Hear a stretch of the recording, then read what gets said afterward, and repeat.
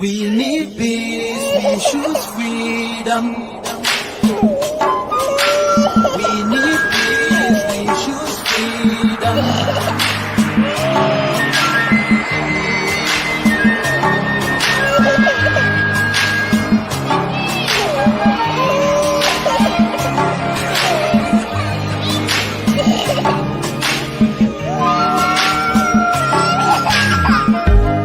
There was a nation living in peace and unity. Yeah. They are people with love and harmony. Oh, yeah. They saw greatness rise up to its purity. With another people of different culture, a different heritage, bias and oppressive. Oh, I see. A nation from trigger of Africa, rising with strength and might and power. In due time, nobody gonna praise us. Rather, you all gonna embrace her. With your flag, with your flag, with your flag, with your flag. Oh, yeah. Let the tears of our mothers who lost their children be heard. Let the blood of our heroes speak from now till forever. Let the whole wide world know Biafra is our home. Oh yeah, Biafra is our home. Oh, it's my home. Yeah, Biafra is our home. I reminisce way back 1967. Death toll on the blood couldn't count them even. Mama screaming, child squealing, pops on the ground. 2.5 years, over 3 million's gone. Why? Cause we asked for our freedom, and we're going back to our sovereign kingdom. They shut us down when we cried, the world said nothing. Sitting back in the crib, watching our suffering. Should I talk about the planes dropping shells like rain? Suka had the first taste of a hero's blood. Abagana Zobuni wave was stronger than flood, but the juke is too strong and fought them off on the chart. Thought the bloodshed's gone, then it came again. 216 and the massacre, it started again. So bloody name, I couldn't cry tears. Blood dripping down my eyes, water in my veins. We died trying to fight the cause and we're trying to break him. It's our freedom, but the world was against us. Wave your flag over Africa. Welcome people of Biafra. Wave your flag over all the world. See those people of Zion is here. It is the nation that the Lord has chosen for the people of Zion. It is the nation that the Lord has chosen for the people of Zion. We need peace, we choose freedom. We need peace, we choose freedom. Yeah. Let the tears of our mothers who lost their children be heard. Let the blood of our heroes speak from now till forever. Let the whole wide world know Biafra is our home.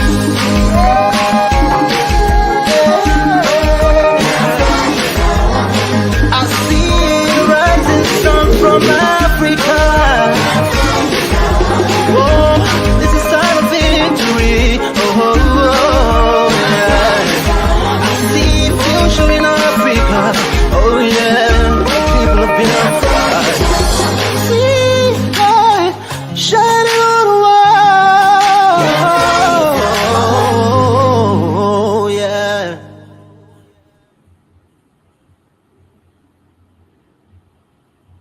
What's that, Martin? We're not fighting each other. We know where we're going. We're going to get Biafra. There is nothing anybody can do about it.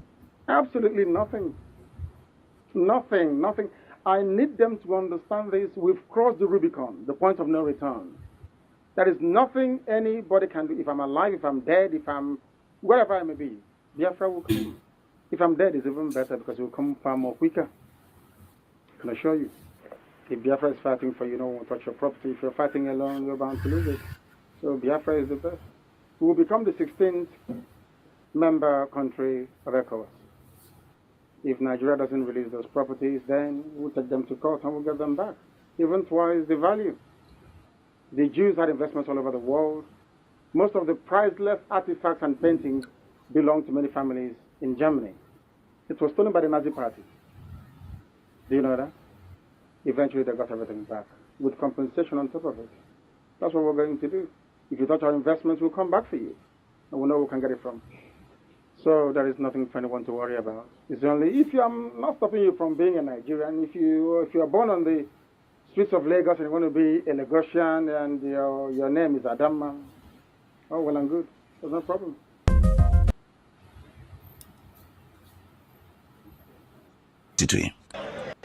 Onye si na-agata anya ahụhụ ma ọ bụ na anyị ife arụsị anyị wee na-efe arụsị iwe were iwe gị na ọmụma gị wee dị alịta anyị ụmụ anyị wee na-anwụsị ụfọdụ nọ n'ụzọ ije ha anaghị alọta ụlọ ọzọ nne na nna wee na-ata ahụhụ wee na-ata ikikere eze nwaanyị konye ka ọ gụọ ubi ga arụ ọrụ Fulani chiri ehi bata ebe ala gị n'iyi okwu ebepụ ya isi anyị bụ ka anyị kpọpụ onye nwe anyị n'ugwu Awụsa ahụ ejide anyị wee gbuo ihe ọ bụ anyị mara aka n'ime ha si maka ha aga n'ihu elekwa ọdụ ụgbọ mmiri n'igwe ọcha bụ ememiri ọhịa nke dị na Kalaba otu aka ahụ anyị na-ala nsọ ebe Biafra ebe ndị kọstọm sokonye anyị n'etiti anyị anọghị n'ime mmiri kama kọstọm jiri ebe niile ha wee na-ata anyị ahụhụ anyị kwuo ekosịpụta anyị ka kpọchie anyị kwuo ekwasịpụta anyị ka gbagbuo anyị onye nwe anyị na Chineke na nke bi n'igwe ọ bụ ụzọ dị agha ka isi na-ebu ndị iro anyị n'anya wee karịa ndị nke gị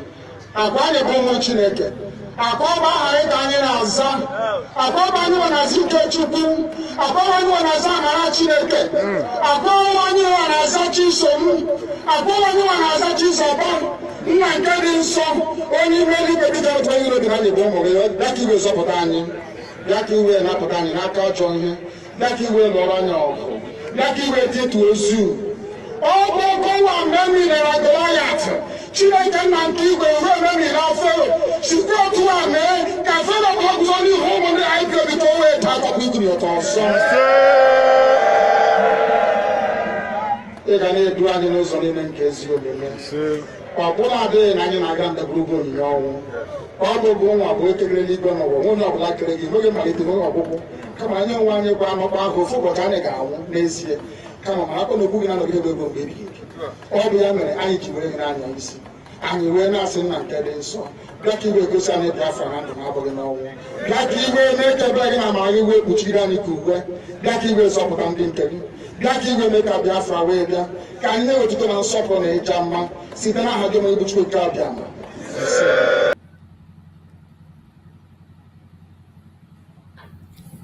Welcome, welcome, welcome, welcome. Thank you for joining. Please like and share to other platforms. Invite your friends, invite your neighbors to join us on this very evening program.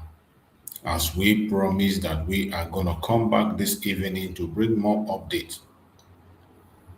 More updates on the 1 million march of Nnamdi Kanu. This is going to be a very, very mighty move. It is not stopping. Don't think that it is just for one day and it will end. It will continue. And it's going from state to state. It is planned to be hosted from state to state. So we are bringing you the update once again for you to know. Nigeria cannot run away from what is happening. And by the way, remember that in this platform, we don't come here to instigate violence. We don't come here to preach hate. We don't come here to attack people or individuals. All we do is to present information to the whole world. The 1 million march of Nnamdi Kanu was a very big success. Many people attended and many more are still going to come along. It is going to be going from state to state as planned. It is not stopping in Abia state. It is going to move from Aba to other region, to other zone as they have scheduled it. It was a very big success, even though we know that the Zoological Republic Terrorist Army always do what they will do. They try to stop them, they try to attack them, they try to push their tear gas, they try to provoke the protesters. But you know that the protesters have always been peaceful. Every protest that Biafrans have had has always been peaceful. They have never engaged in anything that is unlawful. The only people that keep on making the protests chaotic is the Nigerian government. They have been doing it and they continue to do it. But I bet you the international community is watching this time. They are watching very, very closely. And I bet you they cannot escape what is coming. The release of Nnamdi Kanu is imminent. They can't stop it. I don't care whether they play politics or they don't play politics. What concerns me and what matters for me is our Supreme Nnamdi Kanu release. I want him out. However he comes out, I don't want to know. And that is the demand everybody is making. Speaking loud and loud and loud. You know, when we make our quest for release of Nnamdi Kanu, their media will pretend as if they are not seeing it. Their media, they even want them not to televise it. But it doesn't matter. Whether the media show it or not, we in the social media, we expand it to the world. We go to X, you will see it. Go to Facebook, you see it. You go to all platforms, you will see it. They can't hide it, no matter how they try. Look at their military. Everywhere. Holding their gun. They are there. Holding gun against protesters while Boko Haram is dealing with them in their camps. Boko Haram is in their camp dealing with them, but here they are here displaying heavy gun. But they cannot face terrorists. They cannot face kidnappers. All they know is to come and begin to attack protesters. That is all they know. Look at them. Look at their faces. Look at their faces. Terrorizing the people of the Southeast is what they understand. But they cannot go and terrorize the terrorist that is terrorizing them. They cannot terrorize the terrorist that is terrorizing them. It's only where the Biafrans are that they will get their power. But we will not stop. The more they try to stop us, the more stronger we get. So let us go to their media and let's show you what their media reported and how their media reported what is going on. Even though they try to run away, you know they can't run away. Their media. Let's see how their media reported. Well, let's now head to Abia State now, where activists of Moyele Sowore joined a mass protest in Aba dubbed the 1 Million Man March as demonstrators took to the streets demanding the unconditional release of detained IPOP leader Nnamdi Kanu. Addressing a large and enthusiastic crowd on Wednesday, Sowore called on President Tinubu to free Nnamdi Kanu, arguing that his continued detention is political persecution for refusing to abandon the Biafran self-determination struggle. He also criticized the heavy military presence in Aba, asking why those same soldiers could not be deployed to Zamfara to tackle terrorism. Let's take a look.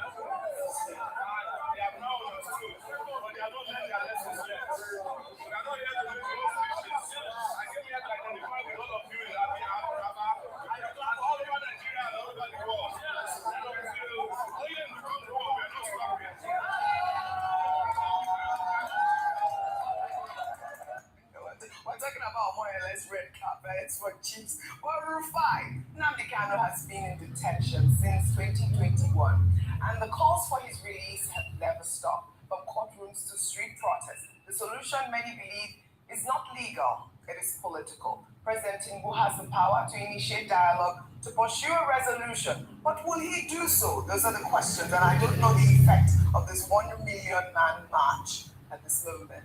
In fact, it's part of the answer what people are saying. The solution is likely political. So there is one part of the permutation, at least it's a permutation. It's an opinion by some people. It's not based on any facts. It's not empirical. That President Tinubu might try to use this Nnamdi Kanu case, to play a political game leading up to the election, which might be his final strategy leading up to the elections. It's not based on facts, it's an opinion. Some people have even said, hopefully, that maybe he will release him close to the election. Because when you look at it, see, in as much as we condemn the methods at which it was done, let us not forget the fact that there is marginalization against the Igbos. Yes, against other ethnic groups in this country, but there's high marginalization against the Igbos. I mean, take for instance, I think we make this argument when we're there. Since we've returned to democracy, why can't an Igbo man become president? Yoruba man, Hausa man, Ijaw man has become president.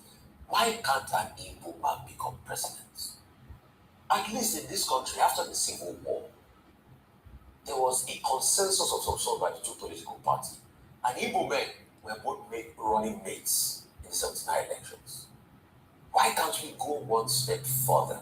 That's just the question. I know some people argue and say, oh, competence should not be based on showing and all of that. I get the argument. But are you telling me that there is no Igbo man that is competent enough to be president? I mean, correct me if I'm wrong, but there's a consensus that the reason why we had two Yoruba men on the ballot in 1998-1999 elections was a way to compensate the Yoruba people for what had happened to MKO Abiola. Can we also be intentional? Because I feel to a large extent, even if it's just one term or two terms, an Igbo person, becomes president in this country. And I must have to add, power is not Sapalaka, the person must work for it. It will shift a lot of the narrative. I mean, when people say, oh, might be marginalized and all of that, we can now say, an Igbo man has become president now. But as it is today, to make that argument is not buoyant enough. And these are part of the things Nnamdi Kanu is talking about and the accusation. At some point, it was Ralph Wasregi. That marginalization argument still gives traction to this Nnamdi Kanu. Tomorrow, another person can pick up on that region. So let's just not be careful.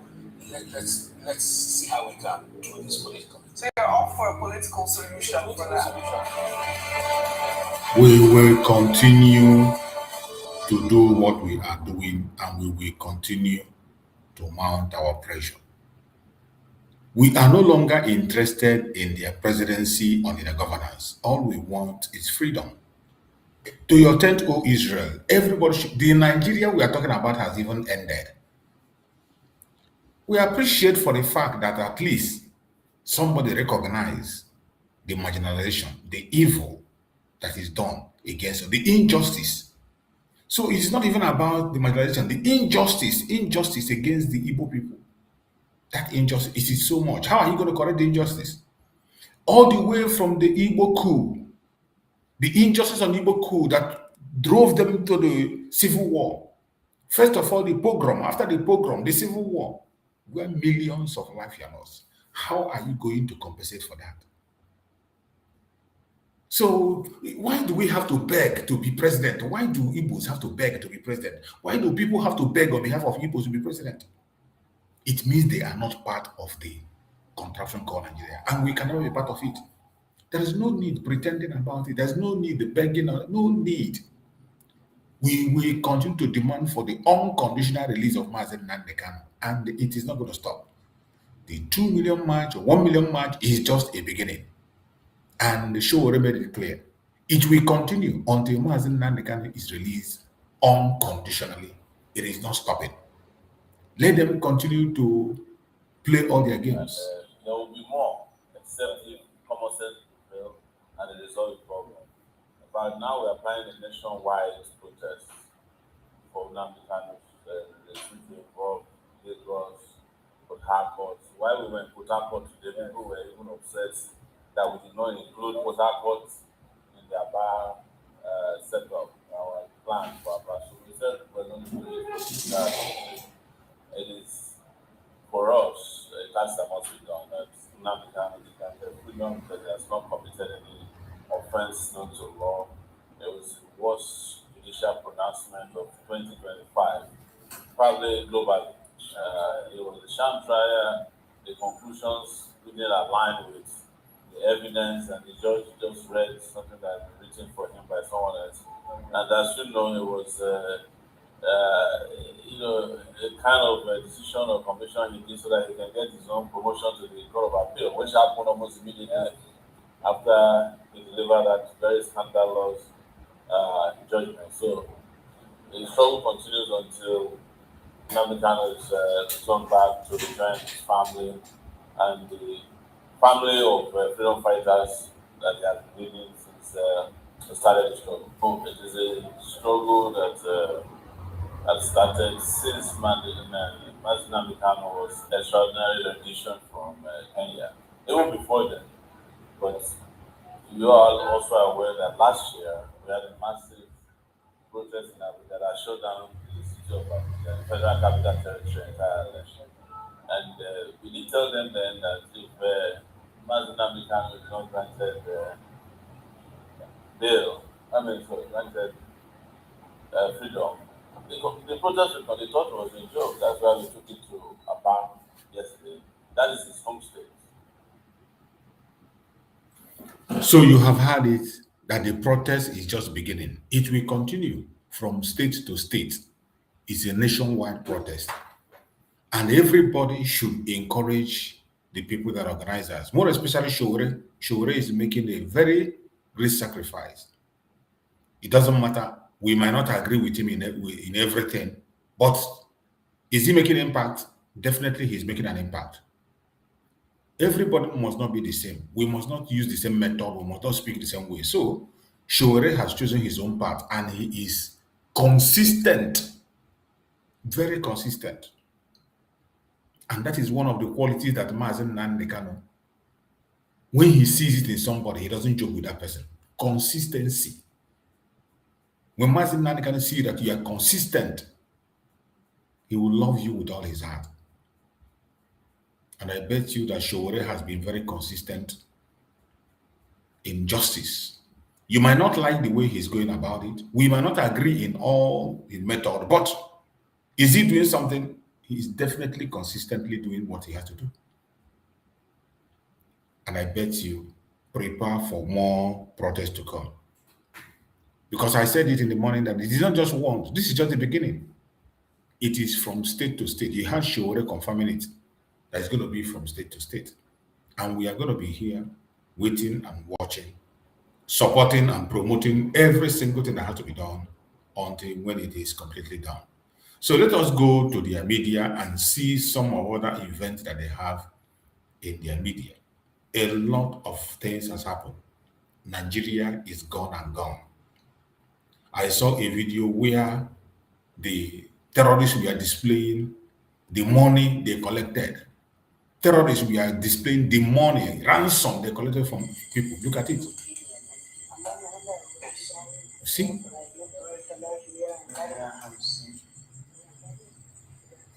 $150 million naira collected as ransom.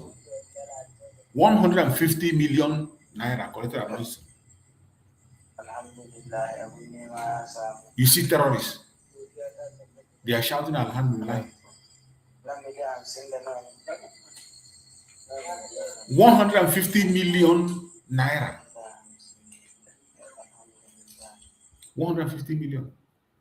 The terrorists collected. You see them celebrating. In a country, and they will collect the money, they will use their phone, they will upload it online, they will show people that they have collected the money, and your government will not track them. But if you stay in your room and talk anything about government, they will track you in your room. If you say something about the government, they will come right in your room and track and capture you. But look at terrorists celebrating the receipt of money, receipt of ransom. They celebrate it. They are happy about it. And nobody does anything. It is a shame. It is a shame. Let us go to their media and see some of their disgrace. Again, let's bring to the world some of their disgrace and misfortunes. Practice that discourage the acceptance of rejection from some host countries. Some of the countries, the new home.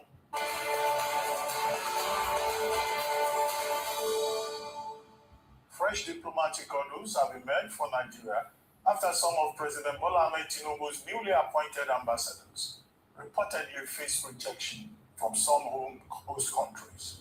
Some of the countries the new envoys had faced others, it was learned, included India, a country where a rule exists that an administration is not allowed to send an ambassador when it is less than 2 years of reign.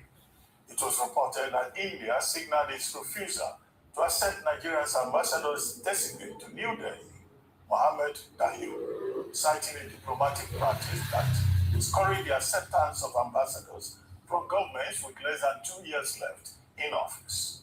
Joining us on this show to discuss this new development around the newly appointed ambassadors is Kunle Fagbemi, a political scientist and national security scholar. Good morning, Dr. Fagbemi. Thank you for joining us on the morning show. Good morning, Dr. Abachi. It's good to have us come back to the studio to discuss this subject matter. Well, Dr. Fagbemi, based on our previous conversations, it will appear that this, let's say it looks like an embarrassment, was foreseeable, was foretold, because I recall you also saying in previous conversations that these countries, you can't just impose an ambassador on them. They will have to grant their, agreement, and that agreement could take months. And that in fact, some of these appointed ambassador designates may never, in fact, go for any posting. I thought we discussed that the last time you were here. But, what do you think? We know of India, and there are other countries that you have heard of who are saying, well, let Nigeria sort out their election first before we take ambassadors from them. Thank you very much, Dr. Ruben Abaji. And it's very disturbing that when we have the opportunity of holding the conversation on February 10 this year, which is a month plus ago, we did draw attention to all these issues and noted that we have these hurdles that we are going to cross. Unfortunately, some apologists gave the feedback and said we were speculating.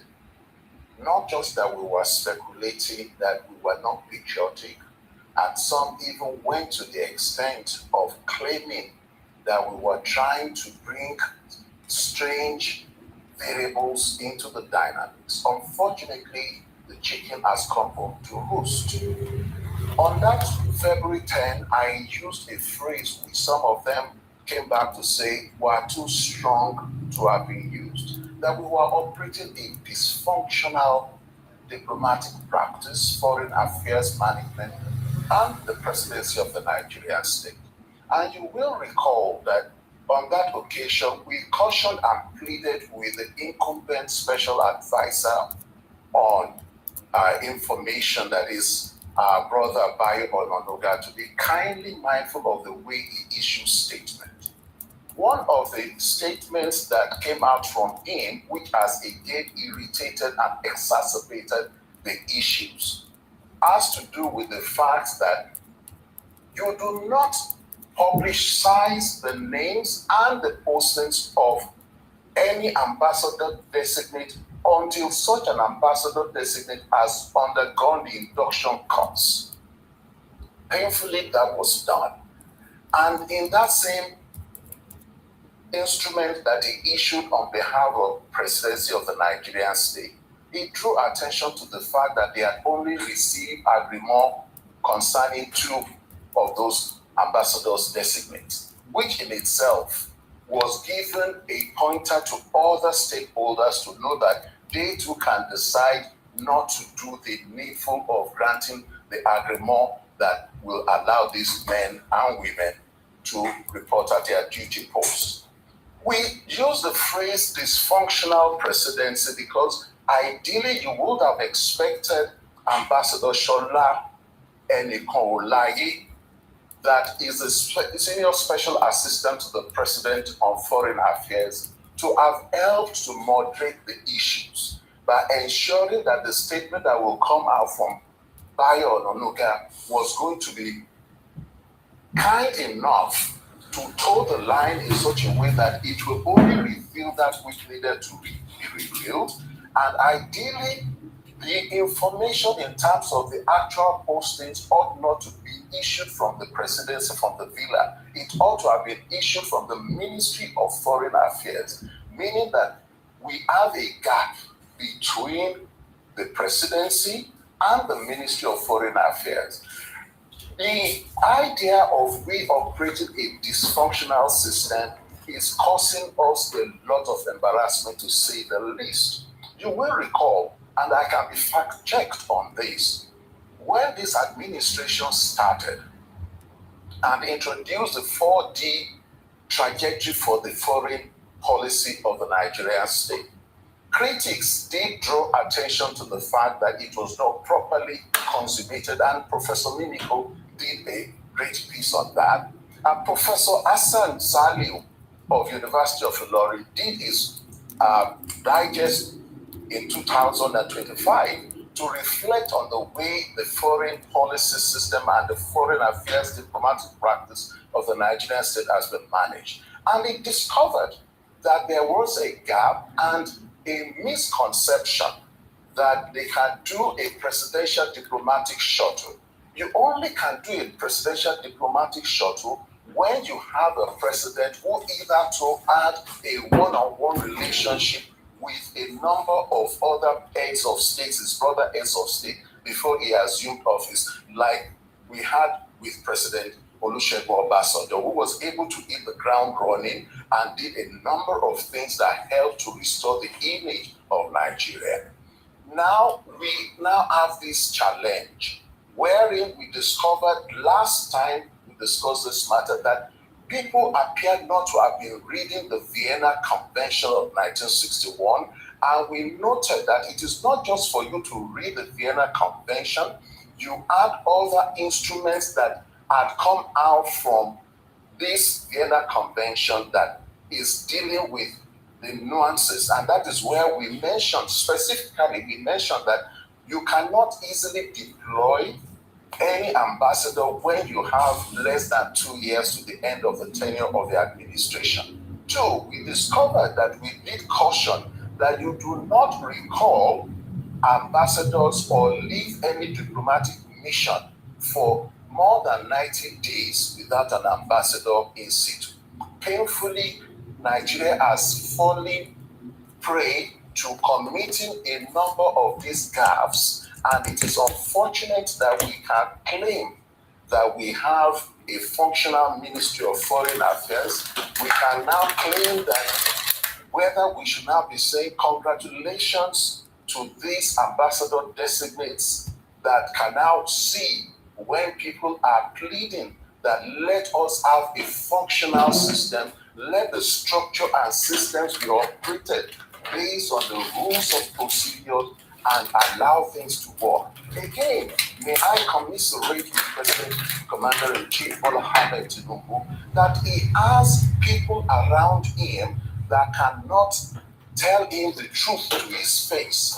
The truth that needed to have been told to his face was the fact that he could not recall ambassadors and not appoint within 90 days. Okay, thank you so much. All right, so the deed has been done. Unfortunately, now he's approaching his final term in office, and we're still talking about appointments and non-appointments of ambassadors. But I want to ask you about even the postings.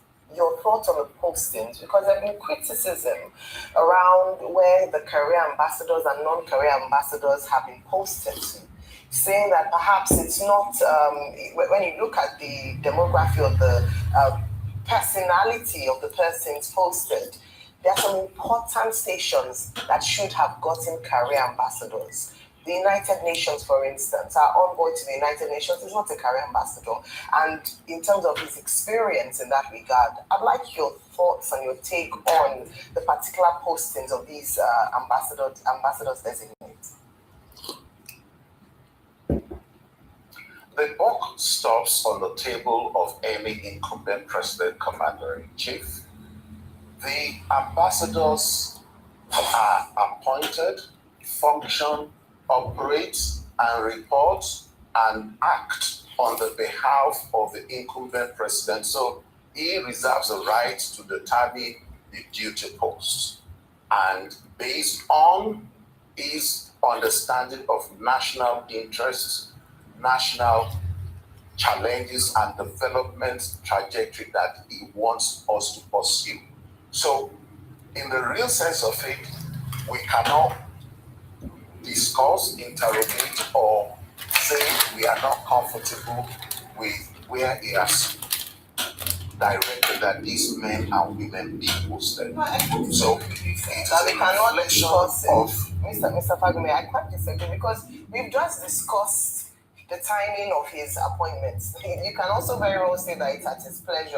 I mean, we can analyze it. We can talk about whether or not it's part of conversations, public opinion, and even in fact, suggestions or recommendations given. The back page of this newspaper, for instance, today has an article where some people even feel there's nepotism in the postings of these ambassadors. So Nigerians are concerned, and I think it's fair for us to be able to discuss these matters, except you don't want to discuss it. No. It's a question of the buck stops with him when he decides that this man goes to this post, that one goes to that post. It is a reflection of his personality, is a reflection of his character, is a reflection of his understanding of the national agenda and national interest. That said, it is now for us to now ask our questions.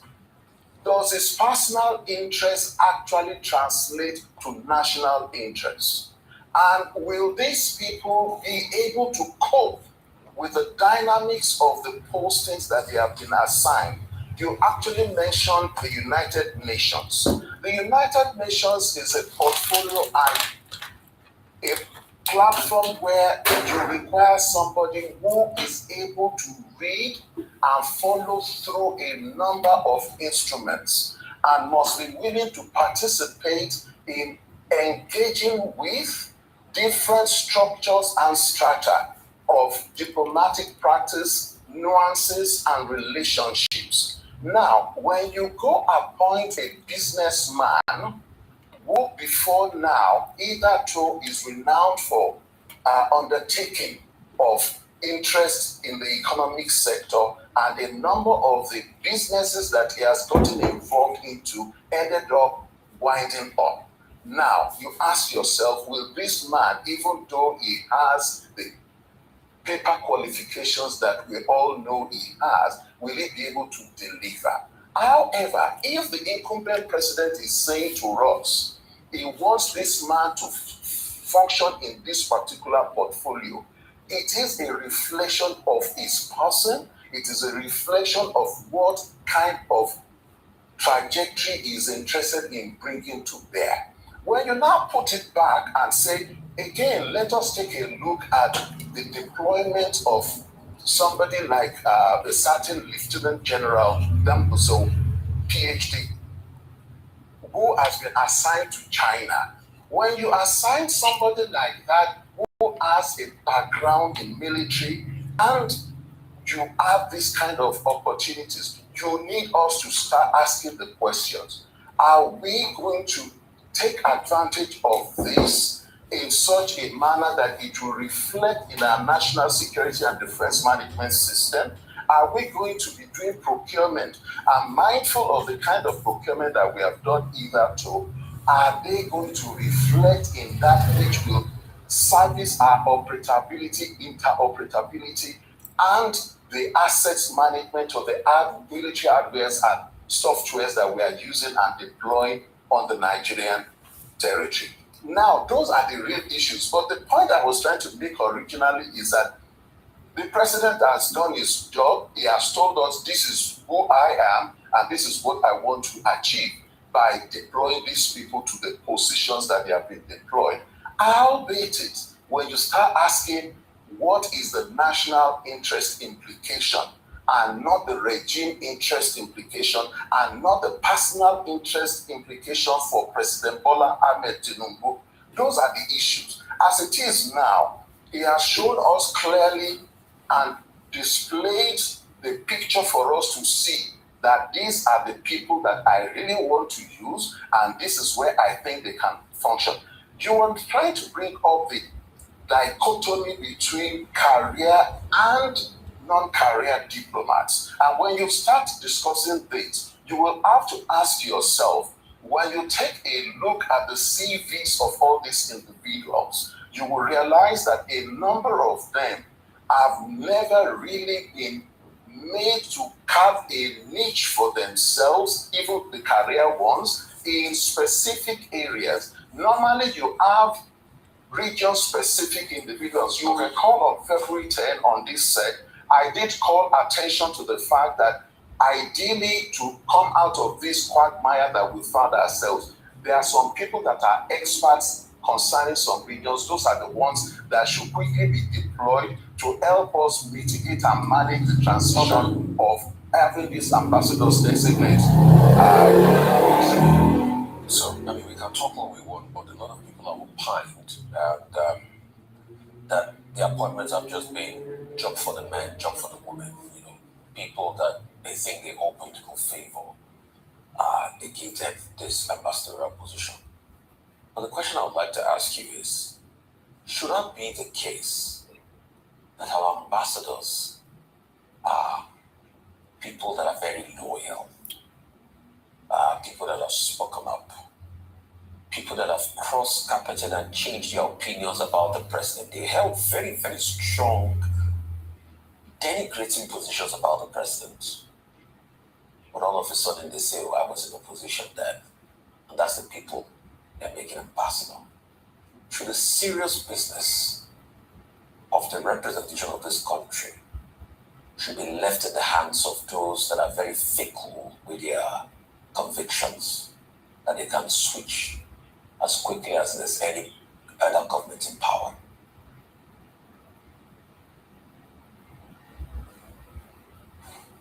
Thank you very much, Rufai.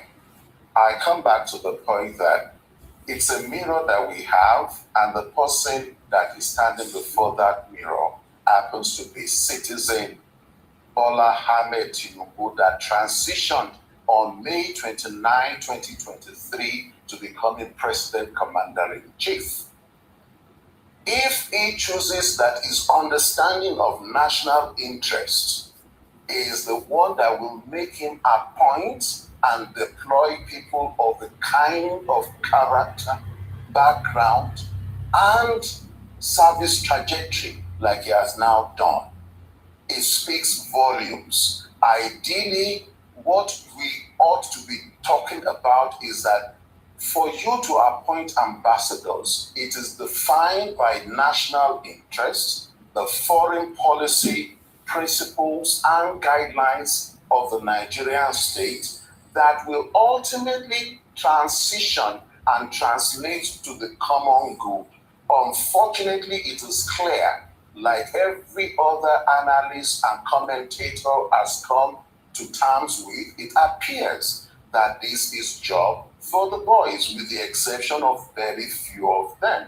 And unfortunately, you will realize that this has not helped us in diverse ways. If only we were operating a functional system, from the villa alone, they would have helped to govern the dynamics that led to the disclosure of the idea that they were going to recall ambassadors. Ideally, you do not recall, you appoint fresh ambassadors to replace the ones that you are recalling. So it's a seamless operation. So in the first instance, this is the first administration in recent times of the Nigerian history that is recalling and not appointing and replacing ambassadors.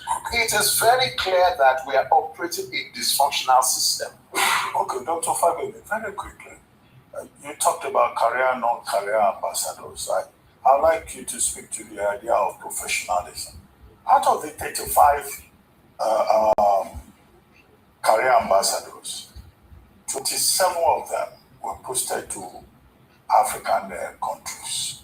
But the more important positions that, in Nigerian mentality, we say are very attractive. I don't want to use a common expression that Nigerians use. The 31 non-career ambassadors, they are all posted to Asia, Europe, America, and only 4 of them, including South Africa and Tunisia, are posted to African countries. So why? What do you think informs this judgment? Don't you think that some of those international postings will be better managed by career ambassadors who see this as their profession, rather than all these characters, wives of this, the husband of that, being sent to strategic positions?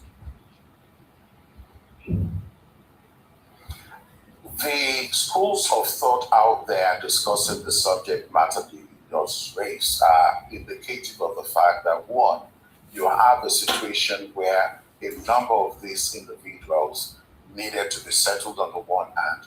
On the other hand, the opinion that some of them put pressure to facilitate their deployment to those postings, which means that we have issues with our selection processes and the like. But the most important thing that we need to talk about when you're talking about professionalism, because some have even argued that the career officials in those missions are the ones who are supposed to drive. And these non-career ambassadors that are being posted are the ones that will just give a photo finish kind of opportunity and relationship. But it is wrong of us to be deploying based on primordial sentiments, emotional sentiments, and non-national interest sentiments. And this is why I will come back to that phrase. The national interests in this case appear to be relegated to the background, and it is unfortunate that it is appearing as if we are dealing with a situation where the personal interests of the incumbent president commander-in-chief is now being reflected in these deployments, and or based on the manipulating agenda of some of his aides and people around him that were privy to this process. If that is the case, then it means that they have breached their oath of offices where they swore that they were going to do all that they will do in the best interest of the Nigerian state, and it is very unfortunate that it is not the same thing. Thank you. This has been a very rich conversation. Thank you for sharing your knowledge with us this morning. And hopefully, as we've discussed, the part of this is that those in authority will take on the gems you've highlighted this morning and run with it.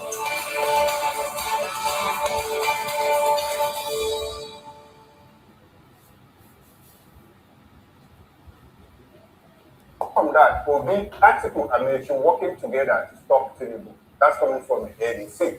And bring back the British colonizers again.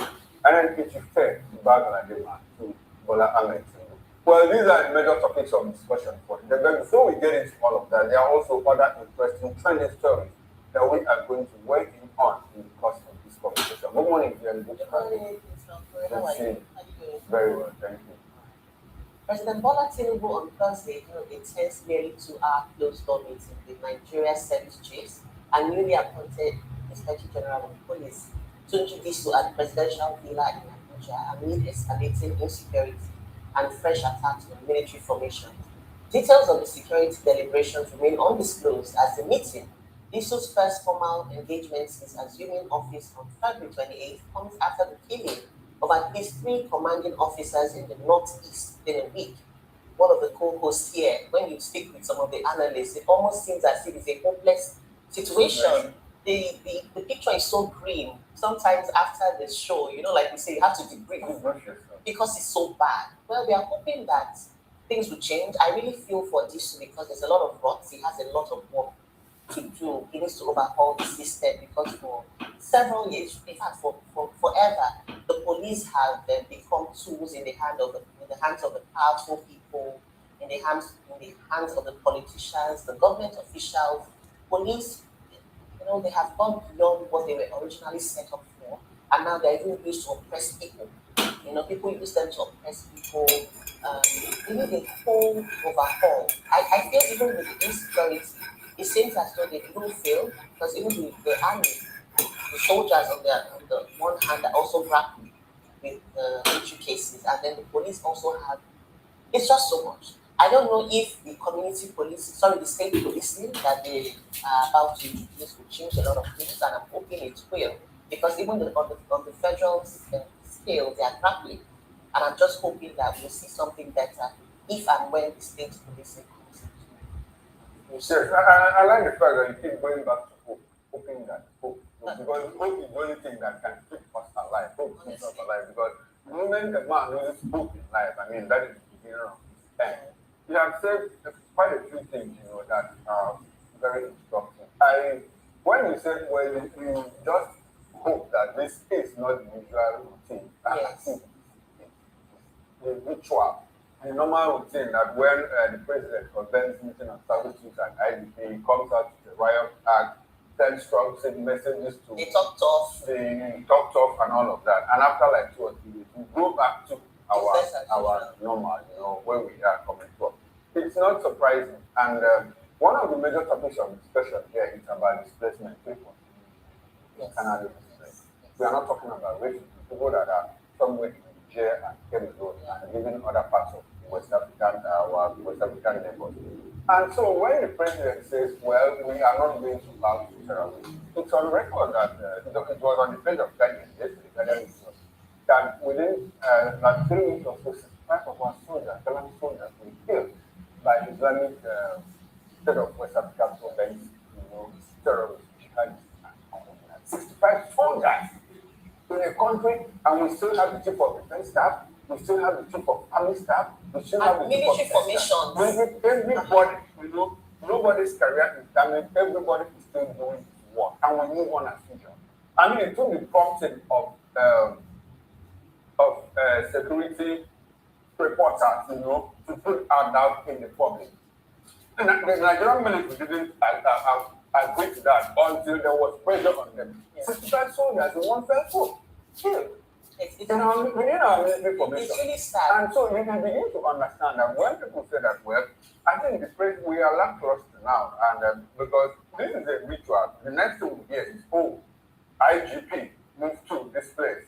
People of army staff move to the northeast or to the northwest. And I keep asking, you meant to go to northeast. The terrorists will locate to the northwest. If you go to north central, they will come down to northwest. If you come to northwest, they will go back to the southeast or south. So we've actually been enveloped by insecurity. And so it goes beyond just giving out sound bites. As far as I'm concerned, it's a routine, that we are used to. Until such a point, I think the president, the take-off point should be a point where we start by saying, well, the terrorists we have been told that are foreigners that are living in our native lands. I thought you said they're French. You said they're French.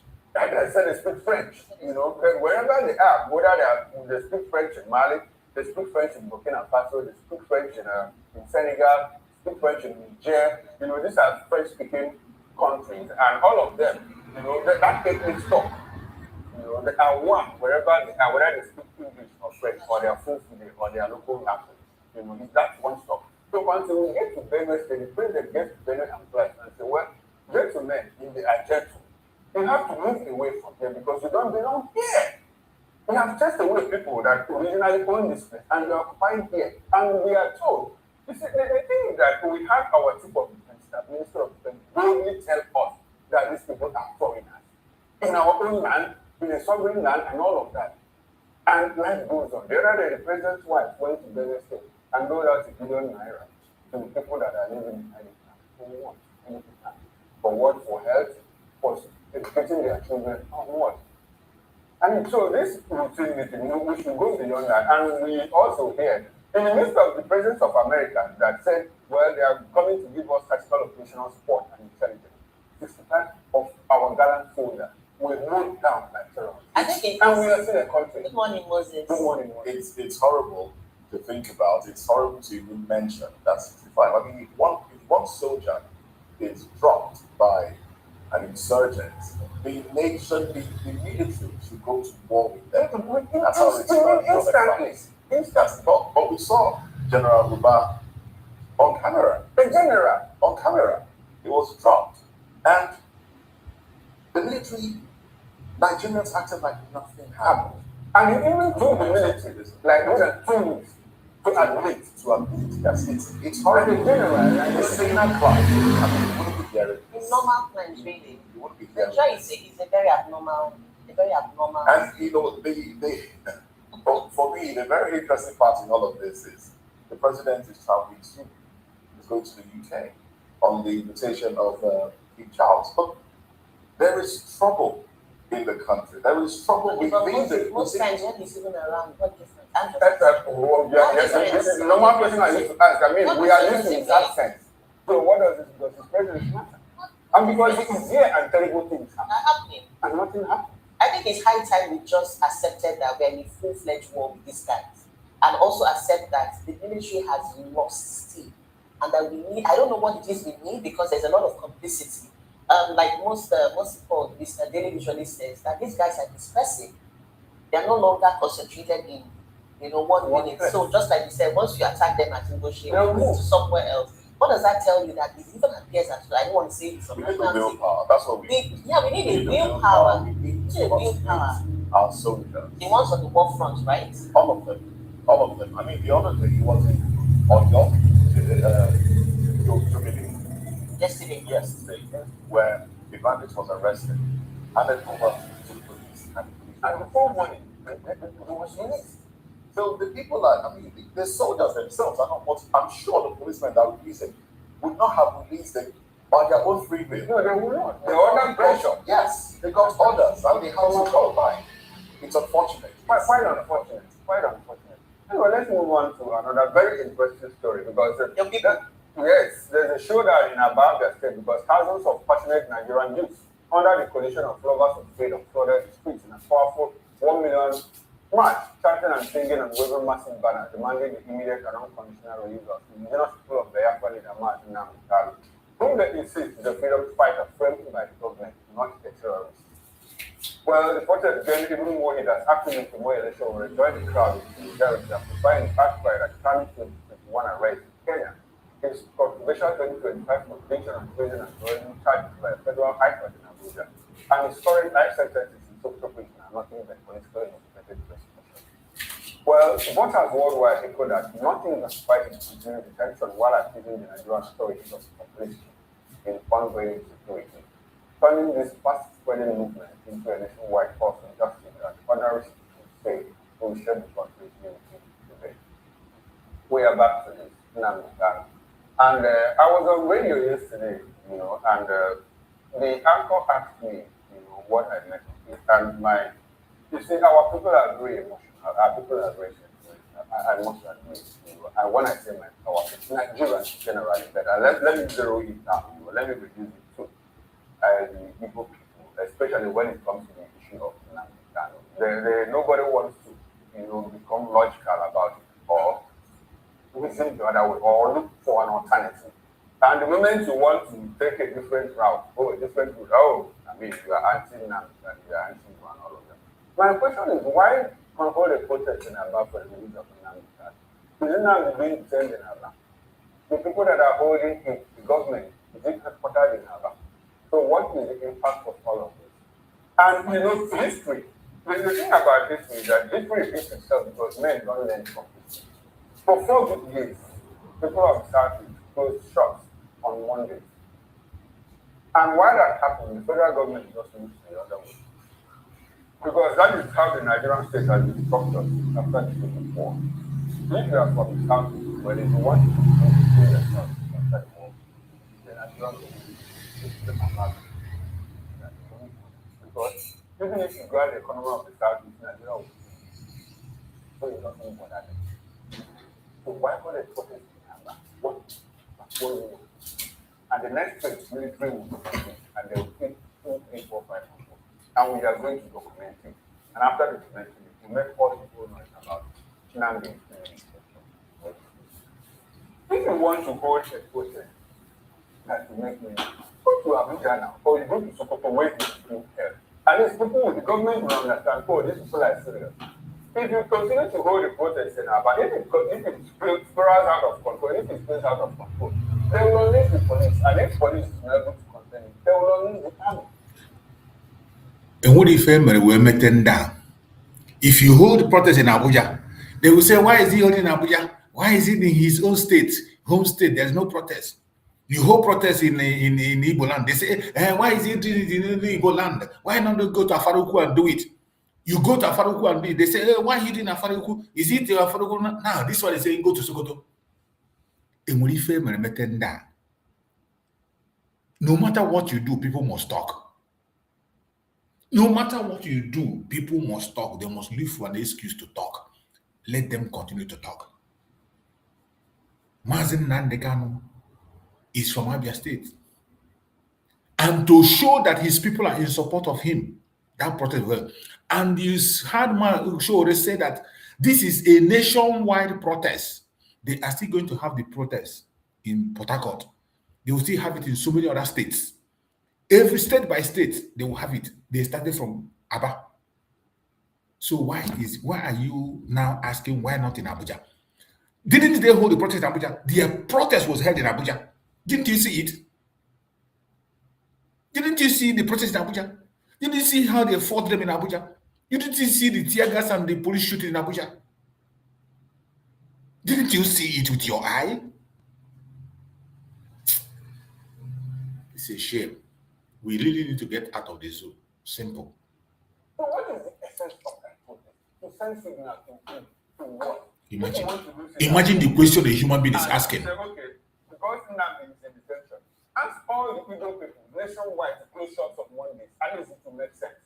The federal government will begin to feel that, well, looks like it is high time we move to the direction of these people. But if you are clear, you are not critical. You are not critical to the. You see? Now he's talking about closing shops on some. He is now supporting closing of shops again. They want to sit at home now. You do that one now, this same man will come here and criticize you. There is no one you will do that will not complain. Biafrans, let us continue to do anything we can. Ignore these people, their confusion, their excuses, and their nonsense, and their ranting. It's not going to lead us anywhere. Somebody in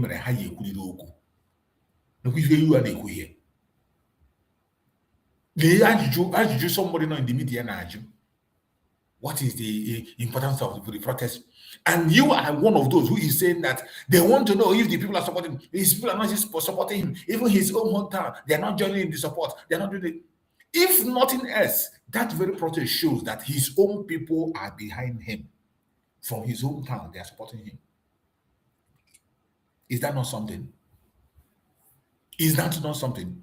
Didn't you see the Abuja protest? Haven't we had protests in Abuja? Did you come? Nah, mad people everywhere. You don't even have the oil wells. I mean, you only have Abia as a Imo state, as NDC state. Anambra is still struggling to join. And so if you shut down the oil wells, then Nigeria moves on. Because what you produce might not be more than what is stolen, and Nigeria is still moving on.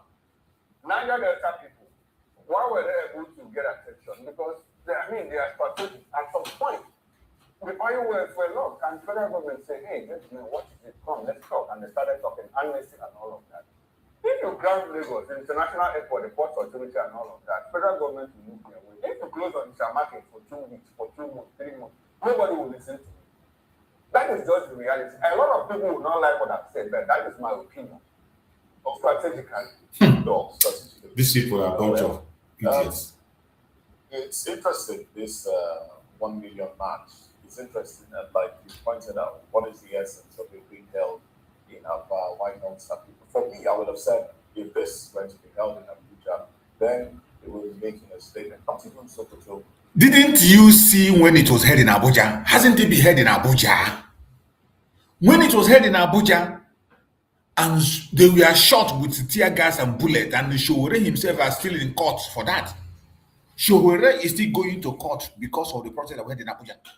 Didn't this idiot see it? Why are you people so evil? Why are you so evil? Why are you so evil personified? We do sit at home, they complain. Why are you sitting at home? Oh, it's not affecting anybody. It's only affecting the people. You lock down shop. They say, why do you lock down shop? You do this. Why do you do it? You do it. You yourself that is sitting on this, what is your own job? Can you even want to These people are a bunch of this. I don't know how to describe these people that are in this their media. This is not just playing devil's advocate. If you are playing devil's advocate, play it in a way that will be reasonable. These protests have been held in Abuja. Abuja protest, you saw what transpired. You are in the media, you saw it. You are asking what is the essence of this? How can any reasonable human being be asking what is the essence of this protest? The same you will sit in this studio and you will say that, oh, people in Abia State are not sitting at home. It's only Enugu, it's only Abia. They are disturbing the place. Even Nnamdi Kanu himself, his own town is not sitting. Today, his own people have come to show solidarity with him. They started it. And you had Showore say it. Showore said it that it's going to be a nationwide protest. And yet these people are here talking. Showore said it. In case, for those who didn't see it when Showore said it, I'm going to play that Showore video again. Let me play it. Showore said it. Let it not be that you are confused. And there will be more, except if common sense prevail and it resolve the problem. But now we are planning a nationwide protest for Nnamdi Kanu, which will involve Lagos, Port Harcourt. While we were in Port Harcourt today, people were even upset that we did not include Port Harcourt in the Aba setup, our plan for Aba. So we said we were going to do it for the entire country. It is for us, that's the most important. Nnamdi Kanu is granted freedom because he has not committed any offense known to law. It was the worst judicial pronouncement of 2025, probably globally. It was a sham trial. The conclusions didn't align with the evidence, and the judge just read something that had been written for him by someone else. And as you know, it was a kind of a decision or conviction he did so that he can get his own promotion to the Court of Appeal, which happened almost immediately after he delivered that very scandalous judgment. So the struggle continues until Nnamdi Kanu is returned back to the joint. So you had Showore here say it. You just had Showore say it that they will continue. They will take it to different level. They will go to places. You had Showore say it here. And yet you are in your studio here asking on idiotic question. You had Showore say it. That is going to be a protest that is going to go nationwide. They will go nationwide. They go to other places. But all they do in here is to discredit anything we do. And they started talking amnesty and all of that. If you ground Lagos, the international airport, the port authority and all of that, federal government will move away. If you close on the market for 2 weeks, for 2 months, 3 months, nobody will listen to you. That is just the reality. A lot of people will not like what I've said, but that is my opinion. Or strategically. No, strategically speaking. Oh, well. Imagine. It's interesting, this 1 million march. If we close market, they will not listen. Why is the state government worried about it? Why are they fighting people for the money sit at home? This idiot is talking. Why is the state government worried? Don't you know that the state government need to also raise money? When it affects state government, it affects federal. Don't you know that anything that affects the entire states in the southeast is going to affect the federal at the same time? Don't you know that when the state have lost legitimacy, when the people refuse to comply to the states, that they will not have their allocation? It's going to affect even the federal. I don't know how these people reason. I can't understand. They just bring this bunch of idiots to come and spew nonsense on their platforms. Why not? For me, I would have said if this were to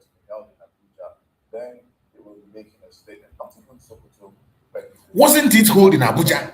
It was held in Abuja. What did you do? What was your own contribution when it was held in Abuja? But ultimately, I think a few individuals just see this as an avenue God. to publicize themselves, make themselves look like, yes, they're doing something. They are You see? You see? That people are just doing it to publicize themselves. Now they are dragging it now to show that Showore is just doing it for publicity. And you that is talking about it, some of you here are Igbos. Talking about this, what have you done? Why don't you use Mazen Nnamdi Kanu to make your own publicity in your studio where you are? Even that studio where these idiots are seated, what have you done? All you do is come to your platform. Whatever somebody do, you come and criticize it. So Showore is doing it for publicity. Is this the only protest Showore have attended? Every single protest in Nigeria, Showore is always there. He's always there. Even from the court section, from the one that was in Abuja, he's always there. How comes do you now relegate every single thing that is done to publicity? These people are evil. That's what they call themselves. Nonsense. But see, for government to respond, for government to... You know nothing about the response of government or how to hold government accountable. You don't know anything about it. The man, Nnamdi Kanu, is that we all agree. I mean, he's been held unjustly, even though there's been a court judgment keeping him there. But I think the only time this will make impact is if it moves beyond the my people thing that my colleague said. If it moves beyond my people and becomes our people, if it becomes a Nigerian movement, I'm not saying everybody will, but then significant number of people from each segment. You are an idiot. You are talking nonsense. What you are saying, talking is nonsense, arrant nonsense. Arrant nonsense. The judgment of the government. As if you are not in Nigeria. Nigeria to give you an Igbo issue as a national budget. You are a mad person. People come up and say, okay, it's enough. It's enough. You are a mad person. You have found him guilty. You have done this. He's been sentenced. You've made your point. Now, and you let the man get on with his life. If people come together, Nigerians come together, then this will make dreamer, but if it's deceivers, bunch of idiots that come to online to deceive. The confines of my people, it's an Igbo thing. Okay, then Igbos around the nation. I think it still would not make that much impact. Yes, it's not, because as a matter of fact, it's still an Igbo thing. No, it's not an Igbo thing. Outsiders. Make it a Yoruba thing. Outsiders that happen, Nonsense. Yes, because the voice it out. If you go to places like, if you want to change the course of Nigeria. No, it's an Igbo thing. Make it an Igbo thing. If you put it out on X, you will judge by handles like X. There are a lot of people. There are a lot of propagandists on X. There are a lot of people who operate multiple accounts. And it does. Yes, apart from X, even if you skim through television, newspaper, and radio commentaries and all of that, a lot of people from outside the people that are happy that Nnamdi is even in this station. We have had guys that say, well, Nnamdi, in fact, they should have hanged him. Yes, people have come here to say that. And they really mean it. So it will never, ever become a national cause because they see it. No, as a matter of fact, make it a national cause. It's an Igbo problem. And the Nigerian state is constructed in such a way that the state still threatened, by any talking from both sides of your mouth. Igbo hegemony or Igbo trying to Igbo insurgents. Let me use the word insurgent. So they felt threatened. They felt threatened. And once that is in the fore, people begin to begin to try to rationalize it and all of that. And that's the way I see it, as where somebody, as some form of political analysis, using as an anchor on the show, without something of political analysis. I've looked at this thing on both sides, and that is what it is. We have few people, well-meaning people like Show very, very well, and some people, few people in the north and people in the south that say, in the south or southwest, that I say, well, this thing should go beyond Nnamdi and all of that. what is good for the other person is also good for Nnamdi. And the reference Buho, the reference Correct itself. Correct itself and all of that. But at the end of the day, all of this is one of the so we go back to started from. So that is where we have to go. All right. I don't even know if, I know he's a prisoner of conscience. I don't know if he still does have that goodwill, if the original agenda, I mean, what he was actually fighting for, I don't know if he still has that goodwill. I mean, away from this meeting. Well, one thing I know is he still has to follow. He still has to follow. But I don't think.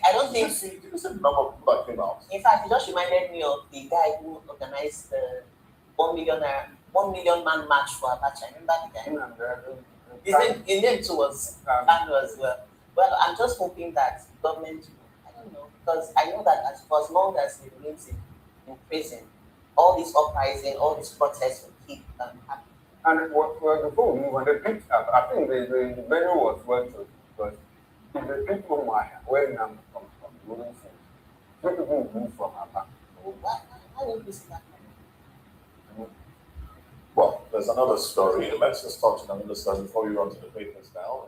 In a dramatic twist that made Nigeria react on social media and within political circles, businesswoman Tracy O'Hue has publicly retracted her allegations of sexual harassment and unpaid, is it 250 million? Is it 250 or 250 million naira contract debt against Nigeria's Minister of Work, Senator David Umar, former Ebonyi State Governor as well.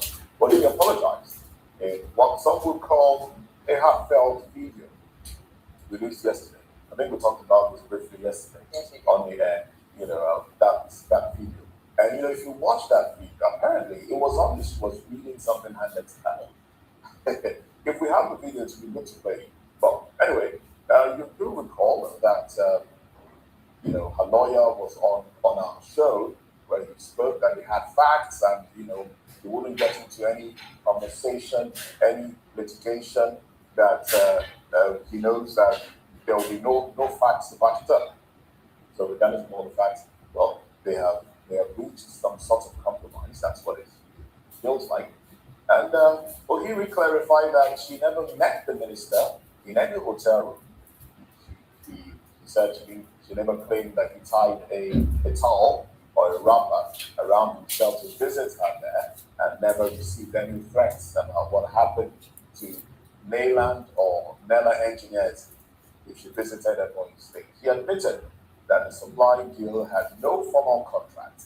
The campaign materials were delivered, the job was done, campaign materials were delivered to his aides and was probably used for campaign purposes, probably without the minister's, the governor at the time, knowledge, without his knowledge.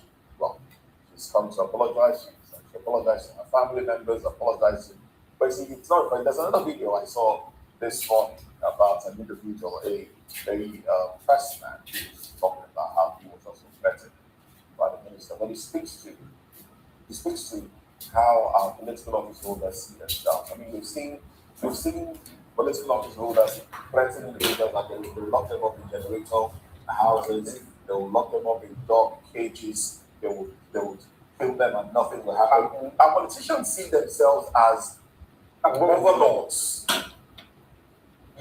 They see themselves, and it's the people. I blame the people. I blame the people because when they come to give handouts, the people collect these handouts, and then they ask you to sit down. You whether or not it's your votes that put them there, they are there to represent you, and you have the power. Nigerians don't even know the power that they have. Even you don't know the power that you have. You. Do whatever means. You that in that studio, you don't even know the power that you have. You have the power to remove them from power. But we just accept, all the things that they give. They tell people to sit down, they give them 500 naira, 1,000 naira, and people accept these things and they see themselves as gods of the people, gods over the people. It's unfortunate. And now, freedom of the press is there's a threat to the freedom of the press. There's a threat to expression. And I dare say it is worse now than ever before. I dare say it is worse under this administration. People are being arrested, whisked away. People are disappearing. People are disappearing just because they challenged authority. And this is not good for a nation who is still developing. It's not good. Well, we do have the video. We'll probably take it, and then get some of the responses before we run to the papers. There you have it on the screen. Let's take a listen. I never said, good day, Nigerians. After proper consultation with my family, friends, and legal team, and a painstaking review of events of the past 2 weeks, I have come to the conclusion that it's important we give peace a chance. I admit that Engineer Deacon David Omani, the former governor of the Ebonyi State and the current Minister of Works, did not inform me that what happened to the Netherlands engineers would happen to me if I visit Ebonyi State. I do not know the Netherlands engineers except what I read about them on the internet and what I heard from people. I apologize to Engineer Deacon David Omani for the embarrassment this allegation may have caused him and his family. I sincerely apologize to his family, to my own family, friends, and everyone who felt hurt and embarrassed with what happened. I never said Engineer Deacon David Omani tied towel to meet me in a hotel room. I apologize if the allegations have been magnified and taken out of context. Even at some point, she like she took a deep breath before continuing. Because these are signs of some of oppression. Yes, they are duress. It's unfortunate. But the same way, this part, the Uber driver who we were to see Equeche apologized later. So basically, the people have power. People are telling you this man was caught. But I think there's another angle to this story. I understand that there's a certain 100 million that is set aside. So that is from that why out. There's that angle. And I tell you that because there is these apologies are kind of tell you that go and try and let it to 250 and push away. And yesterday we said something about before yesterday the fact that and I said that we have gangsters in problem. They might have to be one of them. Yes, or no, they have to be the other. Look at what Larry Olaika did, to a young man that a young lady that just opened, what is going on in Abuja water and all of that. And the personal assistant to the minister had to send her personal message threatening her. And look at what happened. The video that he talked about, I also watched that video, where a certain journalist, has been threatened. And mine keeps bragging. I'm a very dangerous person. I'm a very dangerous in Nigeria, and you are still the Minister of the Federal Republic of Nigeria. I don't know why. I don't know why, but I see a pattern of the quality of leadership under this administration. It's starting from the executive, most recently, minister. They are so. Before you go, I don't think we should lump all of them. No, but I'm saying ministers who are properly behaved. Yeah, but they're seeing a trend where there's so much high-handed. Okay, yes, but there's. But why? They're so high-handed. They are so brazen with how they go about oppressing people. It's so sad. I mean, watching this woman's video yesterday, it's so awful. Even the other woman were fighting for the lawmaker in Cross River State, who was put on the hot seat because he beats his wife. Okay. She came out, and after Nigerians had called for his head, she came out and said it was AI, that the video of her that was beaten and put out, and she was literally crying for help in that. You say it was AI. So sometimes, just like you said, it's almost as though they have trained us. They have trained us to be opportunities to be docile or to be.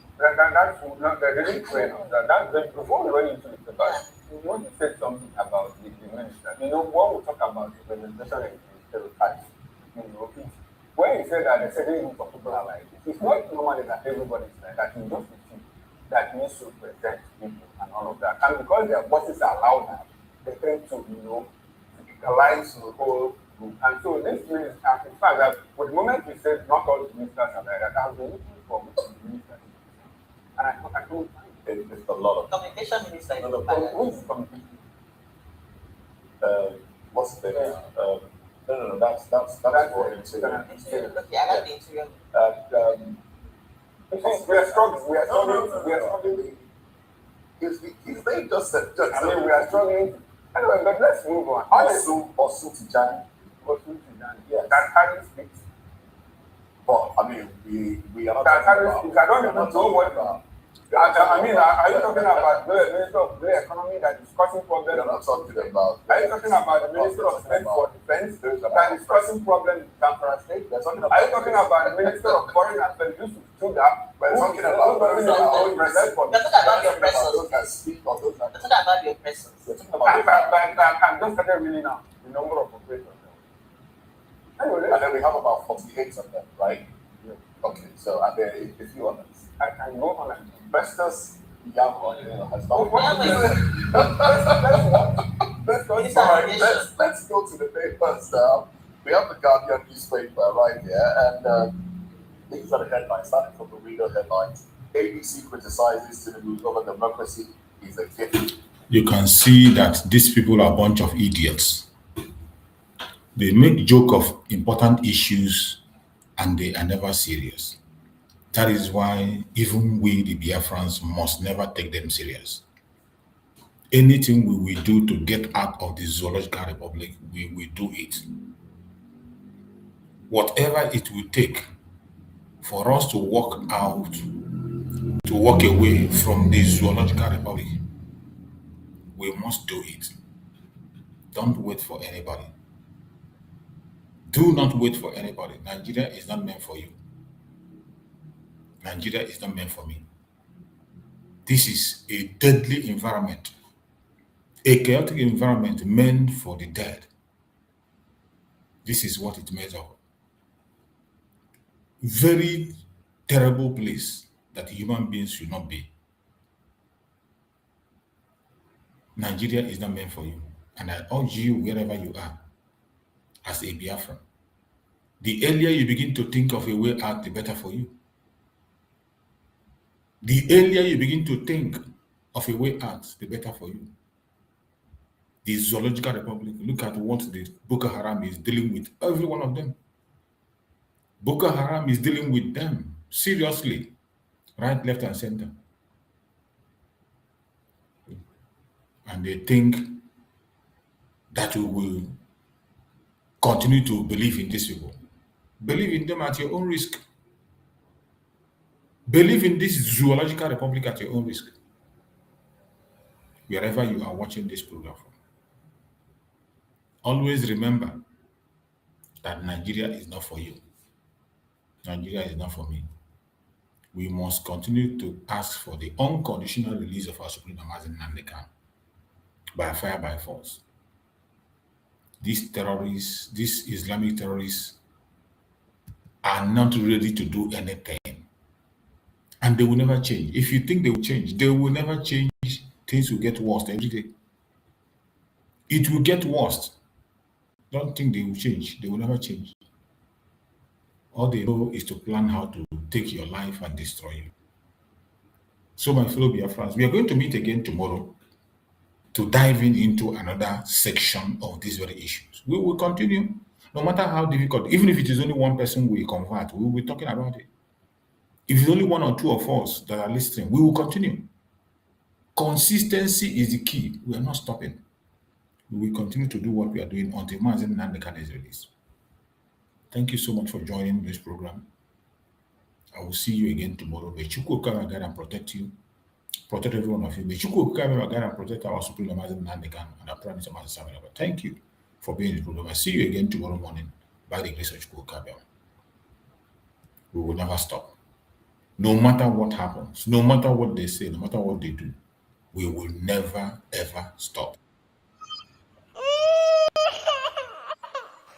We need peace, we choose freedom.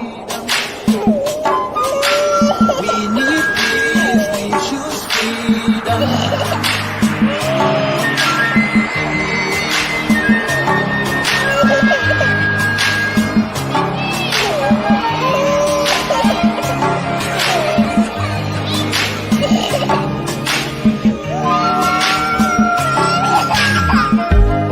There was a nation living in peace and unity. Yeah. They are people with love and harmony. Oh, yeah. They saw greatness rise up to its purity. With another people of different culture, a different heritage, bias and oppressive. Oh, I see. A nation from trigger of Africa, rising with strength and might and power. In due time, nobody gonna praise us. Rather, you all gonna praise her. With your flag, with your flag, with your flag, with your flag. Oh, yeah. Let the tears of our mothers who lost their children be heard. Let the blood of our heroes speak from now till forever. Let the whole wide world know Biafra is our home. Oh yeah, Biafra is our home. Oh, it's my home. Yeah, Biafra is our home. I reminisce way back 1967. Death toll and the blood couldn't count them even. Mama screaming, child squealing, pops on the ground. 2.5 years, over 3 million's gone. Why? Cause we asked for our freedom, and we're going back to our sovereign kingdom. They shut us down when we cried, the world said nothing. Sitting back in the crib, watching our suffering. Should I talk about the planes dropping shells like rain? Suka had the first taste of a hero's blood. Abaganazo Bunigwe was stronger than flood, but the juke is too strong and fought them off on the chart. Thought the bloodshed's gone, then it came again. 216 and the massacre, it started again. So bloody name, I couldn't cry tears. Blood dripping down my eyes, water in my veins. We died trying to fight the cause and we're trying to break him. It's our freedom, but the world was against us. Wave your flag over Africa. Welcome people of Biafra. Wave your flag over all the world. See those people of Zion is here. It is the nation that the Lord has chosen for the people of Zion. It is the nation that the Lord has chosen for the people of Zion. We need peace, we choose freedom. We need peace, we choose freedom. Yeah. Let the tears of our mothers who lost their children be heard. Let the blood of our heroes speak from now till forever. Let the whole wide world know Biafra is our home.